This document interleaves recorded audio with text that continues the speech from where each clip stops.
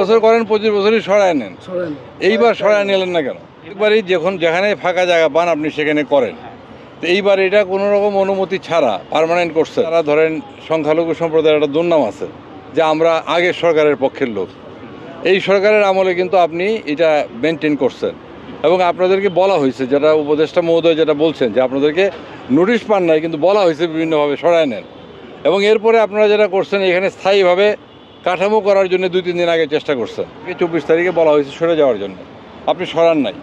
তারপরে ধরেন আপনারা এইটা মেনটেন করছেন, এক পর্যায়ে গভর্নমেন্টের ব্যাপারে আমাদের কিছু বলার নাই। সরকার কিন্তু নোটিশ দিছে, আপনি জানেন না। আপনি এটা নিয়ে তর্ক করেন না, সরকার নোটিশ দিছে আপনি জানেন না। কিন্তু আমরা তারপরেও মনে করি যেহেতু এটা একটা মন্দির ছিল, মূর্তি ছিল, সরকার আরেকটু সতর্ক হলে ভালো হইতো। আমাদের পার্শ্ববর্তী দেশের সরকার এটাতে মন্তব্য করছে, তারা আমি মনে করি মন্তব্যটা সঠিক হয় নাই এই জন্যে যে তারা কিন্তু জানে না, যে ঘটনাটা কি। তারা বলছে হিন্দুদের মন্দির ভাঙা হচ্ছে এই সরকারের আমলে, সরকার এটা প্রটেক্ট করতে পারে। তারপরে দীর্ঘদিন আপনারা মন্দির চালাইছেন, বারবার বলছে, মৌখিক বলছে, আপনি বলতেছেন নোটিশ দেয় না। নোটিশ দেওয়ার তো কোনো প্রয়োজন নাই, কারণ এটা তো আপনার লিগ্যাল জায়গা না। আপনি কেন নোটিশ দেবে কি? নোটিশ এভাবে আসছে গেছে এইভাবে, কিন্তু সেরকম তো স্টেপ না হয়।